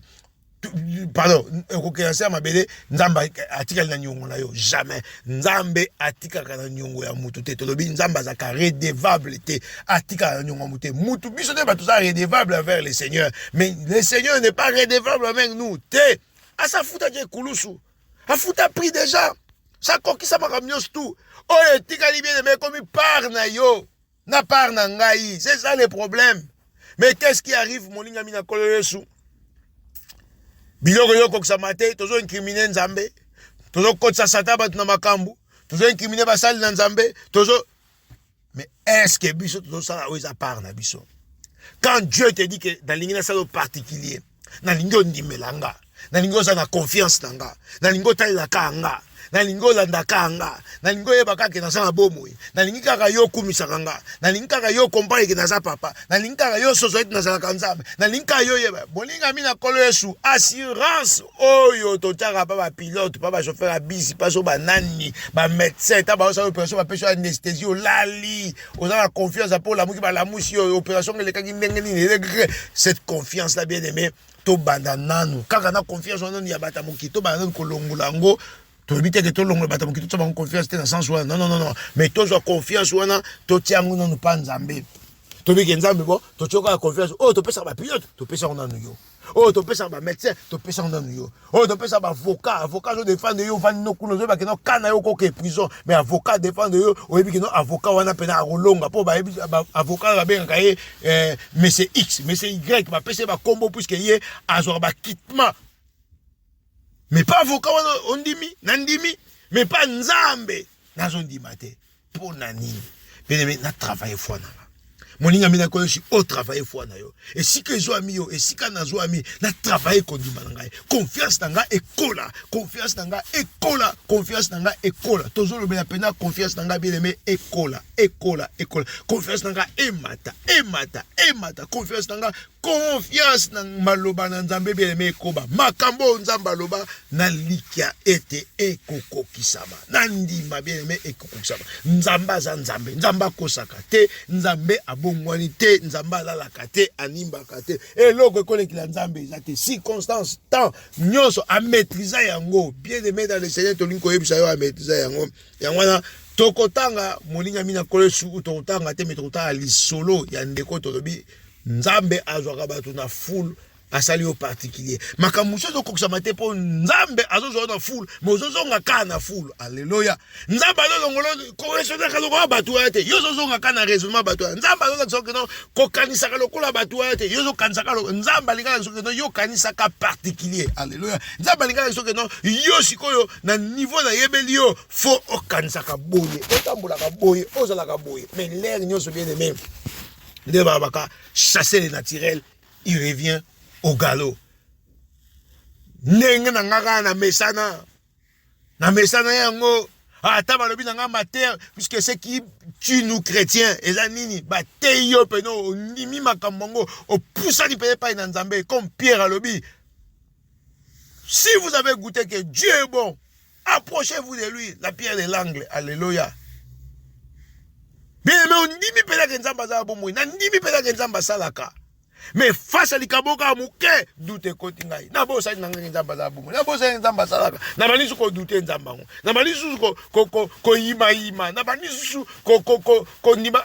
Ce qui nzamba ko asa na likambo. Bien aimé, c'est toujours comme ça. C'est le jeu du chat et de la souris. Nzamba délivré yo. Après vani promo sous songolo. Obe nzamba nga za te songa za pe a délivrer nga sous. Mais tant qu'on délivre ko wanga ne kaka. Alors Dieu ne fait jamais ce jeu là. Nzamba muta ba jewa te yango mona ka blo mususu mutu abando ta mona nzambe mais atambola suna nzambe te atika nzambe po ba critère nzamba zo senga mutu atambola na ye mutu azala nango po atambola na ye yaza nango te nga aza nango te nzamba pambola yo moninga mina kolo Yesu puisque zo comprendre ce que Dieu peut faire na katabo moya yo to ça en direct ya Mystère du Rocher chaîne oyo eza na YouTube na Facebook pona mabondeli pona mateya pona enseignement bref pona makambo nzambe nzamba pambola visionnaire ya chaîne oyo nzamba pambola basali na nzambe obalekaka nzamba pambola bana nzambe oyo bayokaka abonnez-vous et surtout likez ba prédication na biso ba exhortation na biso ba séance na biso ba prière et encourager les hommes de Dieu et surtout propager cette bonne nouvelle, partager pour te ndeko mususu bayoka quand même maloba oeza ya malamu izoteyama na nzela ya Mystère du Rocher. Nzambe aza na yo bolamu na nzambe emona yo nzambe na nguya aza. Alléluia, alléluia. Balinga mina kolo Yesu ndenge tolobaki juste tokotanga teme tokozwa personnage moko oyo photo yekola na mokolo na lelo pona sujet na biso ya promesse na nzambe oyo tozolobela bien aimé dans le Seigneur nakanisa ekozala ya motuya na kati na bomo na biso to comprendre ete nzambe asolaka na foule ya bato te mais azwaka bato na kati ya foule là où peut-être les choses ça compliqué, les choses ne marchent pas, mais nous allons retirer mutu moko asali na ye alliance ou asali na ye promesse. Tout ça en direct ya Mystère du Rocher, moninga mina kolo Yesu, esengeli sosola, tozolo bela confiance pona promesse ya Nzambe. Nzamba asali promesse, est-ce que nous avons confiance? Est-ce que nous avons likia? Dans Genèse, déjà à partir du chapitre 13, toujours plus en verset 14, il y a promesse de l'Éternel à Abraham. Nzambe a sali Abraham promesse. Abraham oyo aza koko ya biso bato to yambi kolo Yesu. Koko na biso na kondima. Nzambe a sali promesse. Alobi na ye ukozala na descendance ebele lokola minzoto na likolo. Lokola sable na mer. Balinga mina kolo Yesu. Abraham oyo nzambe abimisi na mboka tata na ye ya binzambi. Ye me nzambe apesi promesse. Yango tozobe na mutu moko biloko nzambe alobi. Tozaki na Habakkuk chapitre 2 verset 2, 3 message de phare tout tiré en ouana. Ata et oumeli, le temps ils a déjà fixé et au coxam. Nabo mo Abraham, moninga mina kolo yesu, le temps a été fixé. Nzamba ebaike après autant d'années. Parce que Abakouk nous a précisé bien, le temps est fixé. Même si elle tarde, elle s'accomplira certainement. Elle ne mentira pas. Moninga mina kolo yesu, promesse na Nzambe kosakate. Nzambe a dit Abraham, biloko yo fois mona na sima, biloko fois vivre. Mais il y avait le temps où il est qui n'eng tout le bas, promesse dans Nzambe, ils ont conditionné ming na temps et désert. Dieu parfois promet, il réalise, mais pas toutefois. Et mingi souvent, Nzambe a promettre, mais il y a désert. Désert, c'est pour te former. C'est pour comprendre qu'est-ce qui se passe en toi. C'est pour qu'ils aient développé confiance aux gens dans Nzambe. Nzambe ta ceux qui est-ce qu'ils ont dit ma promesse à Pesakio. Abraham, le verset 14, à Zaki, à Longi, et puis à Pesidim, la Melchisedek ou Melchisedek. Dans le verset 15, bien aimé dans le Seigneur, Nzamba promettait Mboka Kana, et puis a promettait prospérité. Makambo bandi place one. Et c'est qu'Abraham, Azomo na biloko Nzambe, a prometté qui est. Mazo vivre biloko mususu. Et ça l'était à ce qui est commandement. Ce qu'Abraham, sur 100, na foi, tu as le roi qui 1 ou 2, bon biso. Bien aimé dans les seigneurs, makambo sur les commandements, pour être à biso, que kangama na Nzambe. Abraham a saqué le commandement d'abord, puisque, aye bouti na mboka moka ebi Nzambe te, azo ka mongongo, azo ka Nzambe, mais atosi quand même atiki ba patrie na ye, nation na ye, ndaku na ye, akeye esika oyo Nzambe meme destination inconnue. Mais comme il attend oyo promesse Nzambe ya mwana, Abraham azo vivre makambo mususu. Yango ekomami po ete yanga na yo. Abraham aye ko céder, Agar aye ko intervenir. Et toyebi Ismaël aye obotama. Ezalité yanga na yo. Pour te comprendre que face à ma promesse dans Nzambe, ko céder na céder au céder. Nous ne condamnons pas Abraham, mais situation Abraham a vécu qui? Biso peut vivre. Biso au moins tous ans ba expérience. Il y a bateau ba vivre. Nous avons une nuée de témoins. Hébreu chapitre 12, je crois, verset 1. Nous avons une nuée de témoins. Et ça a battu belé au bazar de témoignage. Mais attends, Abraham, il n'y avait pas de nuée de témoins. Jacques, moi, pas si.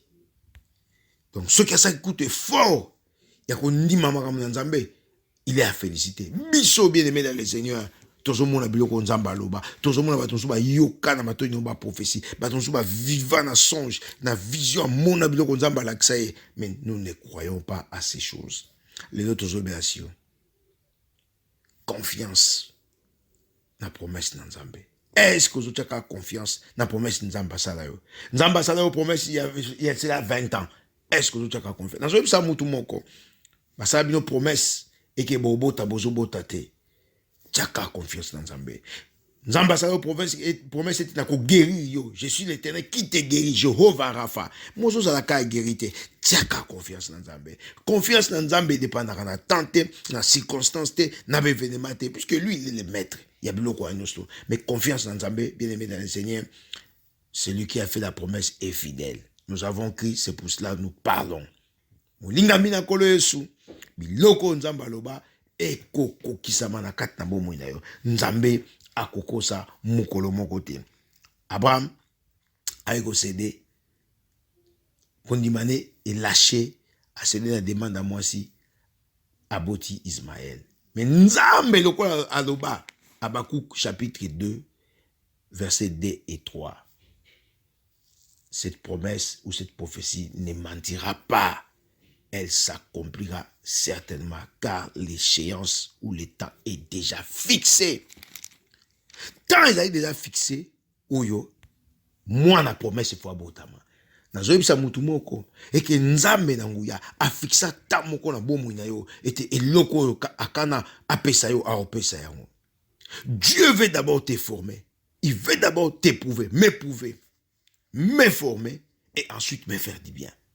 Tika bola muna nzambe ebila bomo na yo. Tika pa ozali nzambe na nguya mona yo. Nzambe na nguya kuta na yo. Promesse na nzambe ezala réalisable na kata bomo na yo. Bien aimé dans le Seigneur, ce que okomi ko croire ma nzambe na dimension mususu olongwe na promesse nzambe okomi na accomplissement. Ba nzambe ebele tout ça na promesse na nzambe. Ça fait longtemps on est toujours dans la promesse, dans la promesse, dans la promesse. Mais Seigneur de tout vivre accomplissement. Pourquoi? Parce que nzambe alomoni tozo comprendre. Yango bana Israël na désert ezaki passage.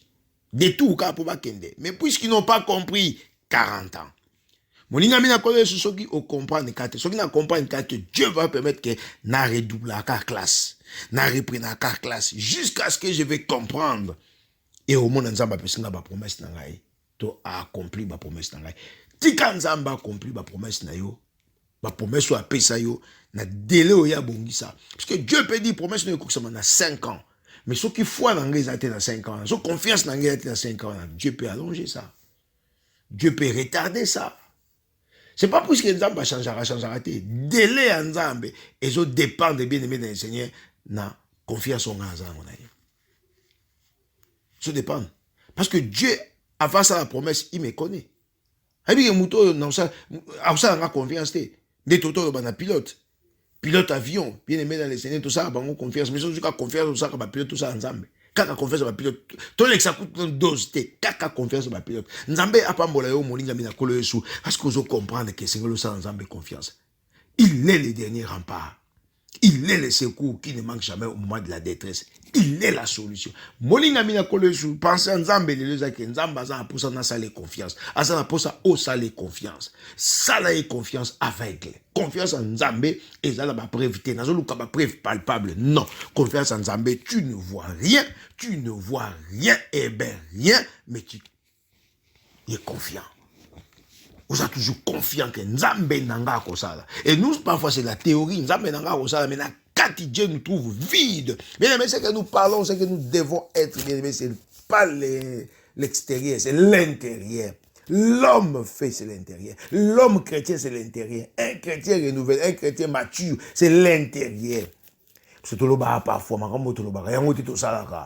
on est là capable à parlementer des choses. Mais face à la, je sais pas, face au test, face au désert, bien aimé, tu abandonnes.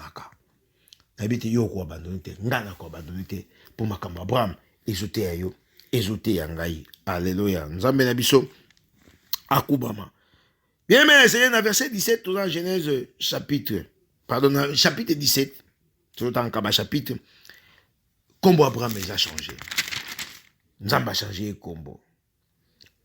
Et dans 17 kawana il y a la circoncision. Et dans 18 bien aimé dans le Seigneur il y a la rencontre. Alléluia. Il y a Nzambe na Abraham. Alléluia. Tout le monde Nzambe. Bola munaye. Simbe loko. Nzambe so asali aux promesses. Akobando yaka ko rappelaka yo.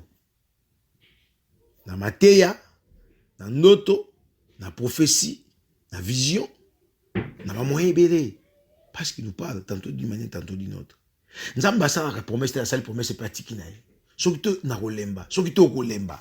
Mais tant Nzambe asala la promesse, okomona bazo te ya makambo oyo balobaka na yo na mosali na Nzambe moko, to na mwana na Nzambe moko oyo mutazo te yokuta yebite, mais le même chose, les mêmes mots. Nzambe asala la promesse, okomona prophétie moko kiti na muto a prophétisa pour na yo peut-être il y a 2 ans, 3 ans, 20 ans, na mboka moko quelconque. Mon comme na mboka mususu, même prophétie kangama na Nzambe na osala na yebisaka yo. Dieu il est comme ça. Bola mo Nzambe ya mwana. Po Nzambe ebito za batu. Yango chaque fois je na Abraham kokuta na ye ko bise kangama na zana yo kangama. Et ici avec 3 personnes l'ange de l'Éternel oiseau représenté Nzambe ba yokuta na Abraham de bili solo. Et à Yebisi Sarah c'est qui a commis vie, a commis, pardon, Sarah a dit, mais m'gai vieille, mobile n'a vie. Sarah, ça y ironie. Mais Nzamba ebisi pourquoi c'est kawangani. Nzamba a dit, ok. Na même période, na ozonga. Sarah ozana zemi arbota mwana. Tu es événement c'est le cas qui quand Dieu parle d'un héritier, Abraham a pensé à Ismaël, l'enfant qui viendra de tes entrailles. Ismaël t'es. Alléluia. Et tu as vu séquence à Sodome et Gomorrhe. Abraham a intercédé pour la Sodome et Gomorrhe puisque son frère était là. Il a intercédé, destruction à Sodome et Gomorrhe en 19. Et puis, alléluia. Tu as vu ce qui s'est passé. Tu as sauté maman au verset 21, naissance à Isaac. 25 ans. 75 ans. Abouti à 100 ans. Abraham. Sarah fatigué, 99 ans. Abouti. Alléluia. C'est juste la vieillesse. Il y a Sarah. La vieillesse. Il y a Abraham. Alléluia. Chapitre 21, verset 5. Abraham était âgé de 100 ans à la naissance d'Isaac, son fils. Et Sarah dit, Dieu m'a fait un sujet de rire. Quiconque l'apprendra rira de moi. Elle ajouta, qui aurait dit à Abraham, Sarah allaitera des enfants.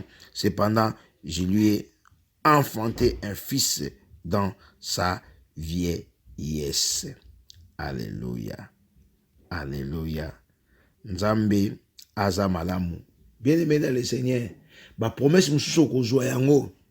Nani akondimake yo kozwa yango. Qui croira ou qui peut croire? Ba promesse mususu bien-aimé tango ko s'accomplir. Même yo moko tondima soute. C'est comme si tu faisais un rêve. Ba promesse mususu molinga mina kolo yesu. Tango ko simba yo kutu okoyeba te. Et ça bato mususu aluka visa poto ayeba te akenane kutu quelque part ba benye ke visa no bimi et pourtant quand ça fait des années. Et ça bato mususu aluka libala ayeba kutu te ça fait des années. Ba yebise no mobali moko boye atini mutu moko songolo aya koluka yo puisque alobaki bandakala akobala yo. Bien aimé ça la makambo ebele oyo kokokisama tango kutu yo kozela te. Promesse na Nzambe ekokokisama. Abakuk chapitre 2, verset 2 à 3. Écris-les. Tout le bas qui comment yango na motema spirituel. Comment yango na kata spiritualité na yo. Et que biloko nzamba loba ekoko kisama. Tout ce que Dieu a dit finira par s'accomplir. Alléluia. Yango na Marie aïbe ko répondre ange ou ange parce que là na Marie albe sengo na mwasi oyo akondima. Luc chapitre 1 verset 44 si je ne me trompe pas. Albaki 44 45 et sengo na mwasi oyo akondima. Bilaka na Nzambe oyo Nzamba loba na ye eko finir par ko s'accomplir. Alléluia. Bien-aimé dans le Seigneur, eza malamu kondima biloko oyo Nzambe alobaka na biso eko finir par s'accomplir. Biloko oyo Nzamba loba molingami na kolo yesu eko sila na koko kisama. Nzambe akosaka te. Nzambe akosaka te. To répéter encore. Nzambe akosaka te. Nzambe akosaka te. Nzambe akosaka te. Nzambe na nguya aza na bomoi. Nzambe na nguya aza Nzambe oya salaka. Abongisa plan moko pona bomoi na yo et plan ya bonheur, plan ya paix, plan ya joie. Biloko ozo vivre molinga mina kolo yesu eza nanu ba avangu. Biloko ozo mona tozo yebisa yo simbama eza nanu ba avangu. Dieu ne peut jamais permettre au vivre souffrance et souffrance. Dieu ne peut jamais permettre souffrance na yo eza éternelle. Dieu ne peut jamais permettre au lelaka, au contenu kolela, tandis que on a foi, on a confiance. Non. Bien aimé, ceux qui t'ont lelaka, parfois, comme la kabiso, c'est puisque nous n'avons plus la foi, nous n'avons plus la confiance. Tout ça, on a confiance à Maloba Nzambete. Et ça, donc, pour la moutoutolobi, que non, avion, ça, la turbulence, il y a un avion, au comment déranger vos tests, au comment déranger vos sommet. Bah, tu vas au cas, moi. Mais qu'est-ce qui se passe? Vous avez piloté, talez la pilote. C'est comme ça, bien aimé. Na kata bomo na biso mbonge nous sokuta nango talela le conducteur. Yango na tika Saint-Esprit a conduit bomo na yo, a conduit bomo na nga. Tika Saint-Esprit a conduit ba vie na biso. Tika molimo mo santu a conduit ba pensée na biso. Bien aimé, pensée en Nzambe lelo alinko lo bana yo te promesse à sala yo ekoko kisama. Abakuk chapitre 2 verset 2 à 3. Ekoko kisama yo koma yango na motema. Rappeler Nzambe, na rappeler Nzambe na bomo na nga. Face à la souffrance, crie à l'Éternel. C'est pas au gang au là au paniquer. Loba Nzambe yo loba. lobaka biloko nzambe atalisa yo promesse na nzambe ekomama par prophétie par excellence na kata Bible bien aimé nzambe akoma promesse na nzambe bayebisa yo basali na nzambe basala yo prophétie biloko moso mona ngo na ndoto biloko moso viva yango biloko moso nzambe alakisa na ba ndenge alakisaka bato bien aimé mutu ça ndenge nzambe alakisaka ndenge alobelaka ye tu as vu ça mais obungisi kondima okwei na kondima bien aimé dans le Seigneur kokwei na kondima te soki mamba Abraham ekomama et qu'Abraham quelque part il a failli il a été fauché na kata mission na ye c'est puisque nzambe azaki na posa a instruire biso alakisa biso que non faites comme Abraham mais awa bosala comme Abraham te bino bozomona vous avez une nuée de témoins vous avez compris que oyo na loba ekokisama puisque Dieu a dit à Abraham que tala likolo abimisi ele tala minzoto na likolo descendance ba koza comme ça na kokokisa yango mais Abraham azotala par quel mécanisme ngavie mais ozomi tourna par quel mécanisme ngakutu kitoko te ngakutu na yebanité ba kobalanga ndenge nini ngakutu ba docteur balobi ngakutu ba avocat nga par quel mécanisme bien aimé manga nzambe za kana mécanisme te Dieu n'a pas to baki ne bandeli nzamba za pour ça que non aluka ba pesa ye tonga ba pesa ye je ne sais pas ba pesa ye ba instrument ba pesa ye ba loi ba pesa ye je ne sais pas ba pesa moyen de transport nzamba za kana pour ça ba bloquer il dit un mot la chose s'accomplit bien aimé il est Dieu notre Dieu il est merveilleux le Dieu que nous servons il est merveilleux ya mwana to bondela avato to bondela molimo na nzambe asunga yo bien aimé dans le Seigneur les ozolungo abandonné molimo na nzambe kolinga te promesse nzambe ekomina ekokisama yo o abandonné promesse nzambe ekomina suka esimba yo abandonné kolinga te bien aimé dans le Seigneur kangama na nzambe na kangama na nzambe o kangama na nzambe to kangama na nzambe nzambe wana atambola kasima maloba na ye po akokisama promesse na ye aza nzambo aza fidèle aza fier aza nzambo kombone alingaka te sambo aza nzambo alingaka te ba confondre na banzamba bikiko aza nzambo yo alingaka te bato ba keno akosaka biso aza nzambo atikaka na nyongo mutu te aza nzambo makambo aloba ekokokisama te atandele te nele makambo nzamba aloba finir par s'accomplir puisque asa fixa temps na kata vina yo na kata vina nzamba fixa temps na promesse mo songolo abongisa temps abongisa ke non ekokokisama na moyen boye na ndenge boye asa na posa te yo laksa ndenge ekokisama ne dicte pas Dieu oyo teke ekene nango boye non tika nzambe tiki na ye volant tiki na ye makambo so tiki na ye contrôle azo possession azo contrôle a diriger vina nga ekokisama ndenge nini c'est son problème ekosama c'est son problème ekobana c'est son problème azanzambe il appelle à l'existence les choses qui n'existent pas azanzambe na kata vina yo Dieu veut changer quelque chose maintenant là nzamba linga changer loko mo na kata vino tant ozo comme nzambe ton cœur là-bas ton cœur commence à battre yango moko presque oyebi que non bazo rappeler nga promesse nanga alléluia tikate nzamba rappeler promesse na yo tikate nzamba rappeler za na confiance na promesse na nzambe like na promesse na nzambe kangama na promesse na nzambe ate ubeli ate commission nini bien mais accroche-toi na promesse na nzambe alléluia tozopesa Saint-Esprit merci parce que zo sunga biso to s'accrocher na promesse na nzambe si kozali do pambola molimo na nzambe molimo na nguya apesa o makasi o s'accrocher na promesse na nzambe et si kozali do pambola molimo na nzambe apesa o makasi Saint-Esprit donne la force molimo na nzambe pesa makasi na s'accrocher o s'accrocher bo s'accrocher to s'accrocher molimo na nzambe to simama na promesse na yo molimo na nzambe molimo na nguya molimo na nzambe pesa biso makasi to simama to lemba te to pengwa te to abandonner te to alléluia to douter te pesa biso makasi promesse nyonso alléluia promesse ndeko na ngai libala promesse ndeko na ngai ya guérison promesse ndeko na ngai ya solution ya musala promesse ndeko na ngai ya élévation promesse ndeko na ngai ya kokutana na yo promesse ndeko na ngai ya koyeba yo promesse ndeko na ngai Seigneur ya excellence promesse ndeko na ngai ya prospérité ya longévité promesse ndeko na ngai Seigneur alléluia ozanzambe osalaka nzambe bondela nzamba zo kokisa Lelo azokoksa, lelo lobite, nzambe azokoksa, alobi écris cette vision, alléluia, afin que tes enfants les lisent, alléluia, écris cette vision, écris comment yango na motema na yo ke nzamba kosaka te, et que nzamba salaka, nzamba bongo te, comment yango na motema na yo, bien aimé, comment yango, grave ça plutôt dans ton cœur, grave ça dans ton cœur, grave yango, comment yango, pena na encre moko indélébile, alléluia, oh mutako effacer te, encre indélébile, mutako effacer te koma yango alléluia loba nzambe na komi promesse na yo alléluia muta ko effacer te bien aimé mbonge mu pepe mai alléluia dizabulu ba demo ba effacer promesse nzambe te na kata bomo na yo bondela loba promesse nzambe ba effacer yango te loba promesse nzambe na bomo na nga ba effacer yango te resoko mayaga kurabe la kote sinda lulo ya ba korenda la bosoko yanda yeko ibaba alléluia loba promesse nzambe muta effacer yango te muto effacer ngote jamais muto ya effacer promesse nzambe et comme na marqueur indélébile muto effacer ngote na kata motema na yo promesse vande comme me bota mbuma alléluia et bota mbuma confiance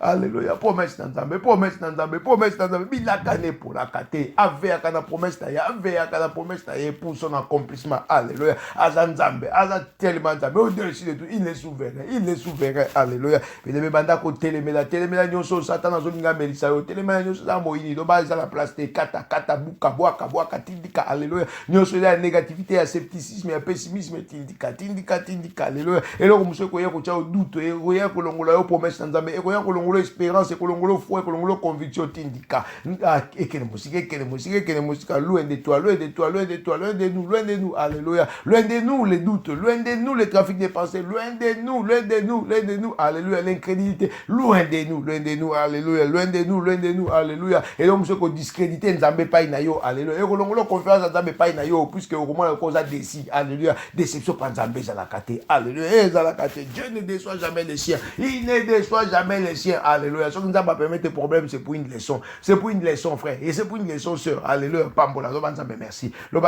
au permettre ka temps et circonstances lo banzambe merci na pambolio lo banzambe merci zona lo kumu kumama na yo neto lo banzambe merci. Et le roi Abasantu, les rois des rois, les seigneurs des seigneurs, Pambola Nzambe, Moutumoka Pambola Nzambe, Tokomi Nasuka, Moutuboko Pambola Nzambe, le Banzambe, merci pour notre promesse. Loba, j'ai eu ma promesse. Alléluia. Loba, j'ai eu ma promesse. Loba, j'ai eu ma promesse. Loba, j'ai eu ma promesse. Déclare. La mort et la vie sont au pouvoir de la langue. Déclare. Loba, j'ai eu ma promesse. J'ai eu mon enfant. J'ai eu mon mariage maintenant. Oui, je suis guéri maintenant. Alléluia. Je suis libéré maintenant. Je suis sauvé maintenant. Alléluia. Je vis le Seigneur maintenant. La main puissante de l'Éternel agit dans ma vie. Allah shuka, lendo lobosaka, meya kora, bela shukinda la korobosoka. Alléluia. Gloire à toi, Seigneur. Gloire à toi, mon Dieu. Gloire à toi, mon roi. Gloire à toi, les rédempteurs. Tu te lèves. Gloire à toi, Seigneur. Gloire à toi, Seigneur. Désert, Seigneur, et comme une asuka. Nakatisi désert. Alléluia. Au fongoli, mer rouge, Seigneur. Nakatisi, Seigneur. Na vivre, papa. Na quantité promise. Bilaka na yo na vivre. Na simbi bilaka na yo. Alléluia. Na pambolio, na commission, na netolio, papa, aux nzambe, au kotika nzambe, elonga la santu zayo.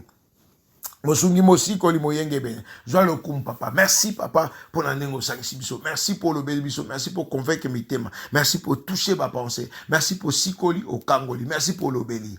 Pambola Seigneur basali nyoso na mystère du rocher. Pambola les visionnaires. Pambola bana yo. Pambola motoyo sozo landa biso. Bula muna yo papa ebila bomo ya biso. Oya lembi la promesse na yo. Pesa makasi, azala consolider, azo force, abanda suko kima, la vitesse moko papa extraordinaire. Alléluia. Merci Jésus pour saluer kamo akatabo mon abiso. Merci Seigneur pour koksia minene. Tikate bolamu ebila bo mon abiso. Pambola moto zo le ka désert, azala na yo, azala yemeite. Soutenir ye Seigneur. Simba ina loboko akomate na suka. Merci Seigneur. Itoye goyoka et comprendre. Mon témoin kondima et ça là. Aux Nzambe, au kotika Nzambe. Na kombola Yesu Masiya to pambolio. Pitolobi. Amen. Bye bye.